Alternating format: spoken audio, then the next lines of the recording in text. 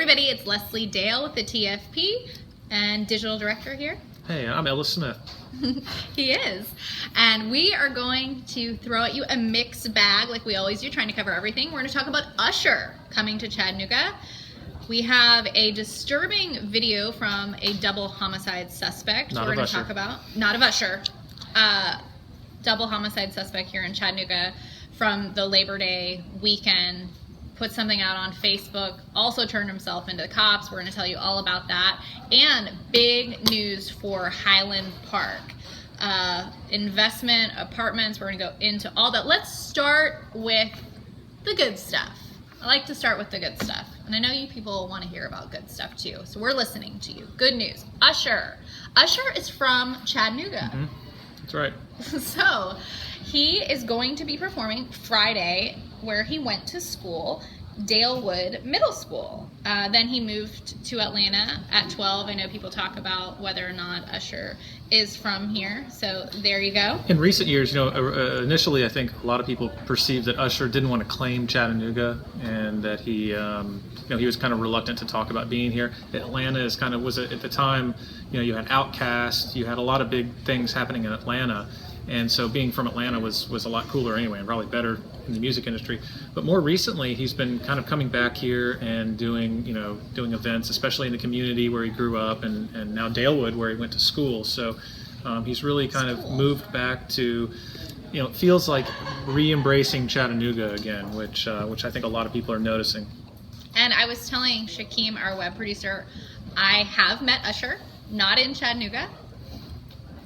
Piece of information, I was a waitress in California. I met him. He was nice. He tipped well. Nice guy. 20%, 25%? More. He was nice. Very nice. So, little fun fact.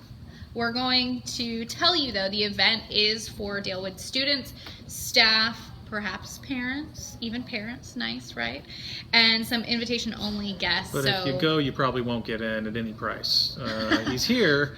He's around. You might catch him, on a street corner or coming in and out of a restaurant or the airport or something. But they're saying this is a private event for invitees only. So don't try to break in the door. They'll probably catch you. That's not a good idea. Yeah.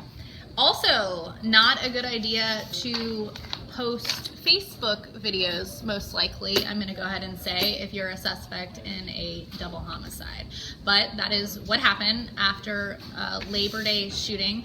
The suspect, Stephen Mobley, 32 years old, did go ahead and turn himself into police early this morning.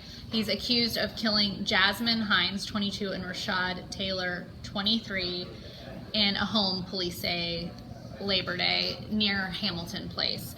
Okay, this is where it gets a little strange, and our reporter Shelly Bradbury covered this for us. A few hours before Mobley turned himself in, he posted a 4.5 rant, a video on his Facebook page in which he said he was innocent of the double homicide but promised to turn himself in.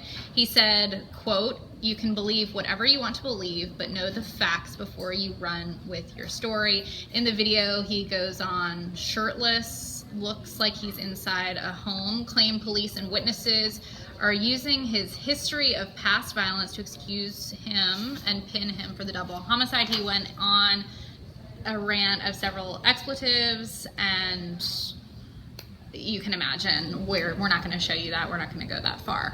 Now, he was convicted. He pled guilty to involuntary manslaughter. What was it? He's already a convicted killer. Yeah, he's a convicted in a 2005 shooting, and he was sentenced to 6 years for that. And released in 2010. Now, past guilt, of course, in our criminal justice system is no indicator that just because you did a crime at one point doesn't mean that you're responsible for all crimes that are committed in the city from that point forward. But I'm sure that police are aware of his history, and that may or may not play into why they publicly released his information as the person that they believe is a suspect in this double homicide and triple shooting, if you will.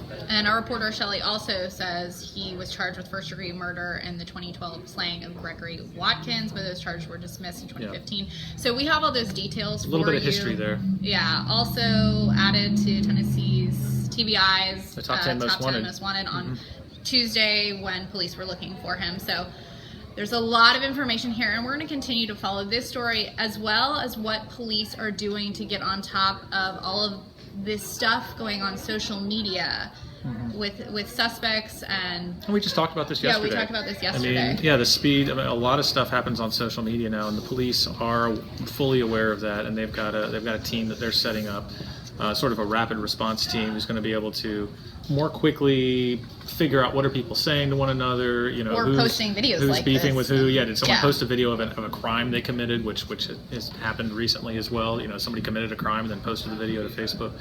We'll have more on that later in the week, but there's just a lot of that kind of stuff going on, and so the police are working to stay ahead of it if they can. Okay, we're gonna go on. Let's talk about Highland Park, a big development, a lot of money. It's a huge deal. Tell us about that.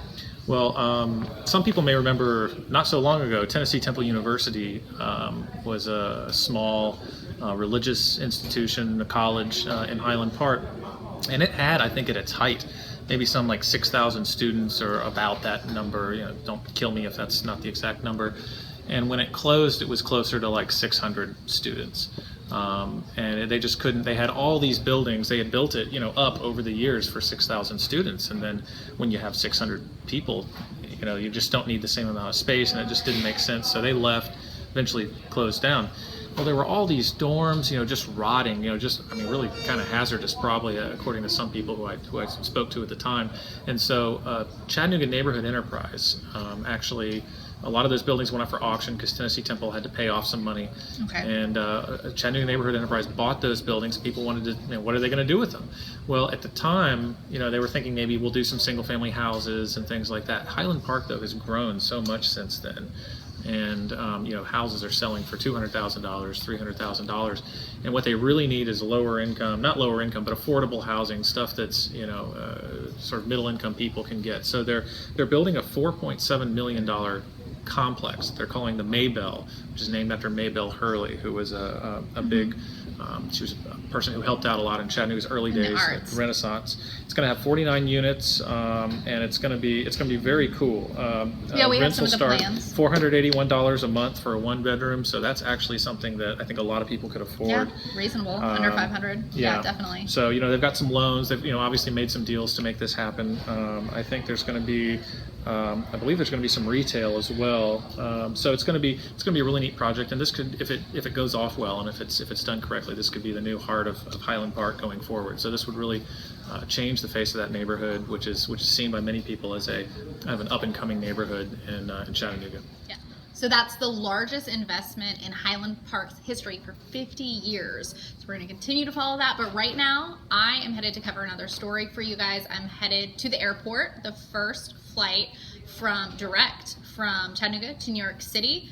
So I gotta go, and we're gonna let you know all your questions, how much about it'll be, and what it means for Chattanooga.